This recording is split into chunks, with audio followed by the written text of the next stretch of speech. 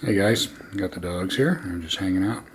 So I've got this set up for another video. I did a thing on the prime elevation speakers, and I've been enjoying those. They're cool. You can check out my other videos on that. But I want to do a video on the Denon 6200 versus the Marantz 7010 or 7010.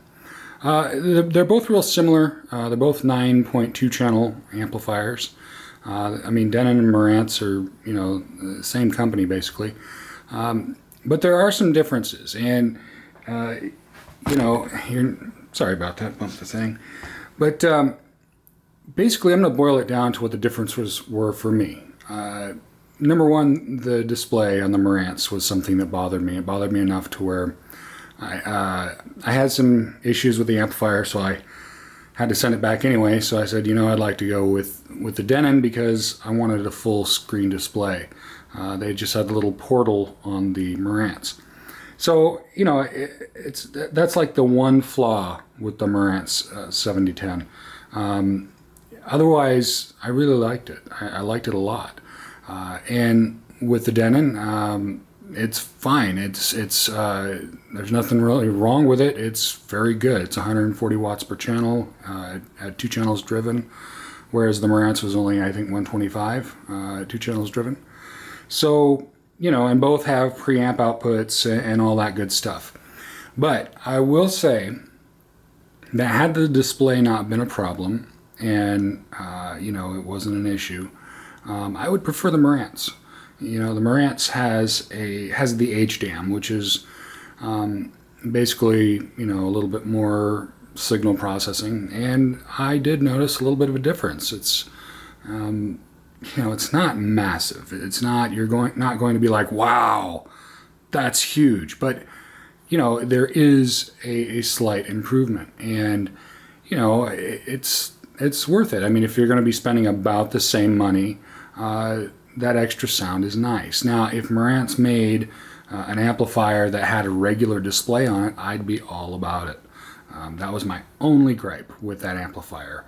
I had another gripe that you couldn't adjust the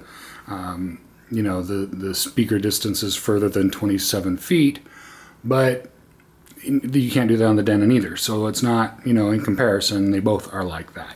So really my only problem with the Marantz was that portal display, because I tinker with it all the time. Aside from that, everything sounded good, everything worked good. I liked it. It was just the display. So, but they're both really good 9.2 channel receivers. I don't know, I mean, you get a little bit more power with the Denon 6200. Does that translate to a vastly superior sound?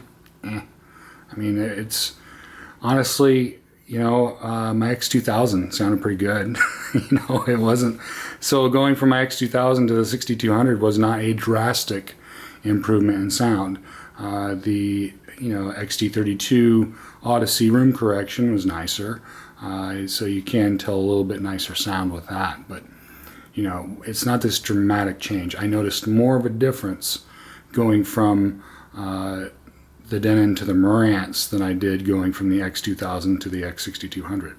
I think mostly what you're buying is you're buying the extra channels, you're buying the XT32, you're buying, well, particularly from mine didn't have Atmos or anything like that, so that was the thing. But if you compare it against the, the 2200 or the 2300, mostly what you're buying is slightly better Odyssey, more channels, more capabilities to run external amps, that kind of thing. So that's really what you're buying. The extra power is nice, but it's also necessary.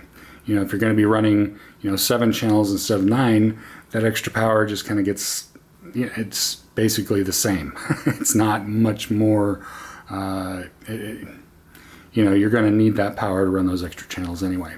So, but again, as far as the Marantz versus the Denon, save for the display, I would have gone with the Marantz, and it so happened that the Marantz was a little bit cheaper than the 6200. But, again, the display is my only issue. And the Marantz was a cooler looking display. And the other funny thing is, this amplifier is the exact same size as my X2000. There's no difference. They're the same size.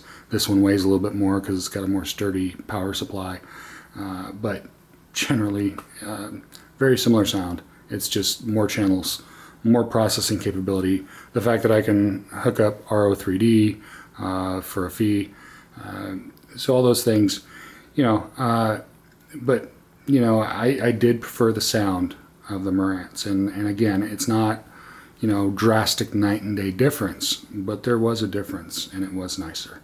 So anyway, guys, hopefully that helps you in your decision-making process. I know shopping for amplifiers, shopping for any home audio gear is a headache-inducing thing, but I just want to give that impression because it's something I would have liked to have known. You know, does the HDAM really do something for you? And I would argue yes. I would say it does make it sound a little bit nicer. You know, is it ultra dramatic? No, but it is nicer.